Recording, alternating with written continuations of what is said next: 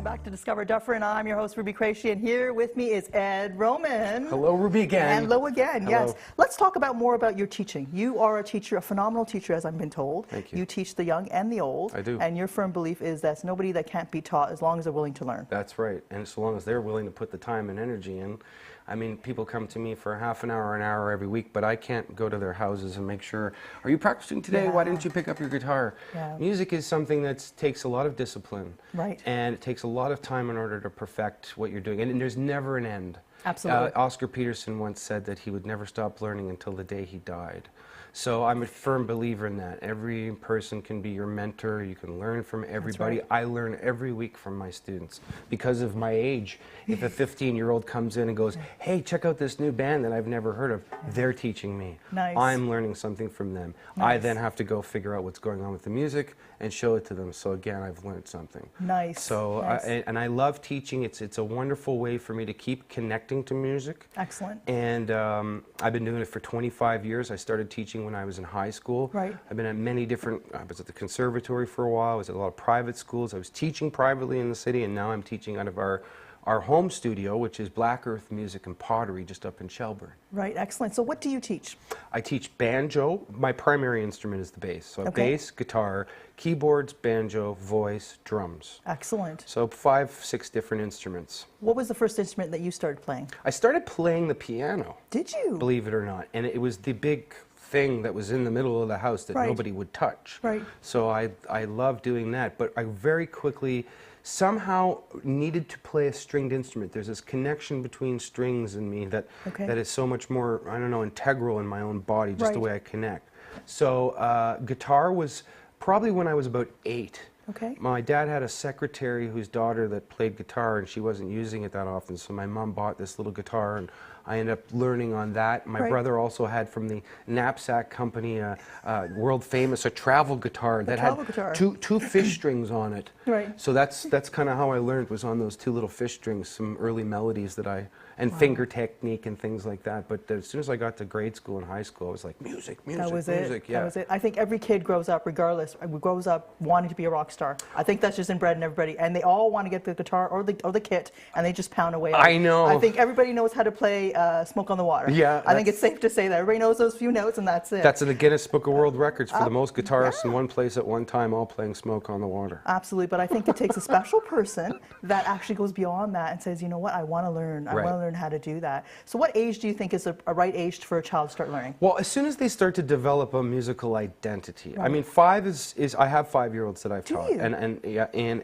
the thing is that mechanically, they're more developed at 7. Yeah. There is more attention span at 7. Right. So, but like early experiences to music, understanding how beats work, keeping time, keeping a tempo, basically singing a diatonic scale, do through do, all those things are early ways of impregnating that young mind so Right. that when they're a little bit older, all that stuff is in there. When I was in grade school, we had some hands-on musical Right. experiences, but also in the 1970s, they removed Yes, they a did. lot of the bigger music programs from the school. So when I got to that age and I really wanted to play, it was out of my reach again. Right. It wasn't until I actually got to high school that I started to get proper musical instruction. So, you know, and it's so important for a young child to have that kind of experience because it brings more of them out. It makes Absolutely. them feel confident. And when I see an 8-year-old that's singing it at the Royal Canadian Legion to a group of 150 people Right. and everybody, it's victory. Absolutely. It's victory for that 8-year-old or an 80-year-old man that's playing his mandolin and singing a song. That's phenomenal. So it's, I love teaching, love music. Good for you. Now, do you teach adults as well? Adults as well. Who's 7 hard- 7 to 70. 7 to 70, as Yeah. you say. Who's harder to teach?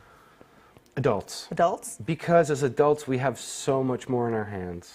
And as a young kid, you don't have mortgages and bills and That's all right. these other things to take care of. If a 15-year-old comes to me and says to me, I didn't have time to practice this week, Right.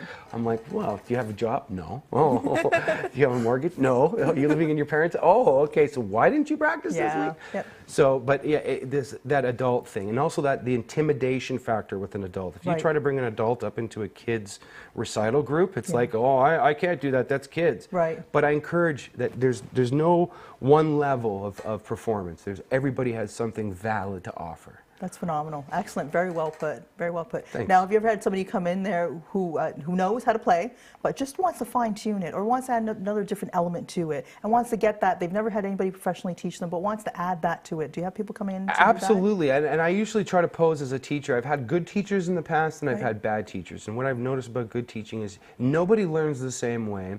And if somebody needs to work on something in a specific way, I'm all for it. Excellent. If a student doesn't have an idea as to where they want to go, I have many suggestions Right. in terms of where they are. But yes, I have had people, even some of my students are high school kids that are developed players that are now Right. going on to college and university. So I'm getting them ready for their auditions. Very good. And they're going into Humber and U of T and things, and that's very gratifying for me to see that next generation of kid move up into that Carry sort it of forward. right. I even got a Yeah. call from one of my students from 10 years ago, and he called me the other day and said, I just got a job as a music teacher in a northern town in Quebec. So this Nice. fulfillment of Yeah. passing the information on, him using it, and now starting to teach somebody else is coming to fruition. It's a carrying beautiful forward, thing. yeah. I feel vindicated. Excellent. If you could play with one person, who would it be? Living or dead. Doesn't matter. Jaco Pastorius. Why? He was a very innovative player, a bass player, and on the outside edge of thinking about normal bass playing. And a lot of musicians that are, contemporaries don't always perform together. Usually a drummer and a bass player and a guitarist, but it's very seldom that you see two instruments of the same thing kind of doing what they're doing together. And I just like this idea of the mentoring thing, or being able to play or learn from each other. It's that idealistic thing. Hendrix is another one of those Yeah, people. phenomenal. You Yeah, know, absolutely. that's such a loaded question, because my list of who It's those people probably is endless. huge. It's huge. You know, Absolutely. you did ask the question before, but there are more of my fans, excuse me, the people I idolize that aren't with us anymore than there are that are alive today. Yeah, true enough. Let's talk about Area 51. Sure. Tell me what Area 51 is. Well, Area 51 is the obviously infamous location in the United States where supposedly back-engineered UFO technology has been being worked on by the Yes. federal government in the United States for many years. You're high into conspiracy, I aren't you? am, and it's just my political background. Yeah. My dad is very attentive to a lot of those kinds of things as well. But the studio is this wonderful little place that's hidden away in Dufferin County, which to me is sort of like that hidden away little place. And when you come there, we have wonderful technologies, amazing old equipment, great microphones, and you just feel like you're creating something really special and out of this world when you're there. So I should clarify, Studio 51. Area 51. Area 51 Yeah. is actually your studio. Is the name studio. of your studio. Yes, and yeah. it is at Black Earth Music and Pottery. That's the name of our little farm that we have up in Shelburne, and the studio is part of it. My wife is also a potter, and she also has her studio there as well too, where she sells and makes most of the pottery from our location. So Excellent. So you have a full-fledged studio. People can come there. They can not only can you teach them to play an instrument, you can sort of record, you can do video, you can do everything from start to finish. Absolutely.